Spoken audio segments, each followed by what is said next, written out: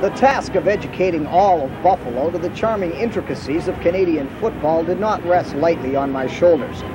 The first thing was where to begin. Well, I decided to start at the top with Buffalo's #1 elected official. Mr. Mayor, Peter Gross, City Television, Toronto. Good, thanks. With the CFL being on American television, we'd like to present you with official playing rules of the CFL. Oh, thank you and, very of course, your Toronto Argonaut fact book. So you might want to talk it up for the next couple of days. Thank you very much, and you know that I'll be watching the Canadian Football League on TV. By the way, sir, I think that's a wonderful tie. Get a shot of that? The buffaloes thank on you. the ties. Good.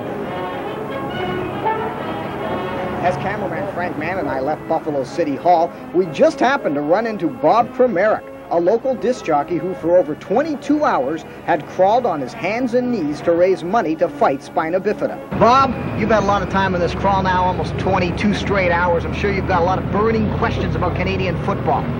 What? Canadian football. But everyone knows, in order to educate the public, you have to educate the media. We located Channel 7's Eyewitness News office and began to tell anchorwoman Sherry Margolis about the different teams in the CFL. There's the Toronto Argonauts and the BC Lions, the Ottawa Rough Riders, Calgary Stampeders, Saskatchewan Rough Riders. Wait a minute, why are there two teams called Rough Riders? There's two teams called...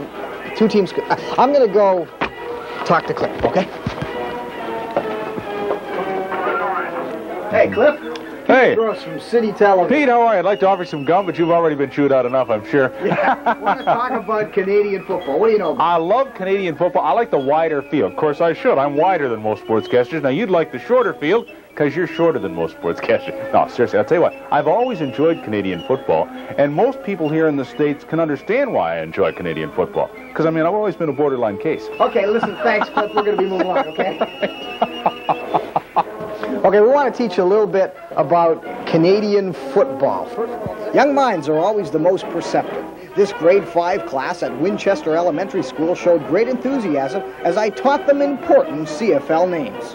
Argonauts. Argonauts. Good. Lions. Lions. Eskimos. Eskimos. Ralph. Ralph. Harold Ballard. Harold.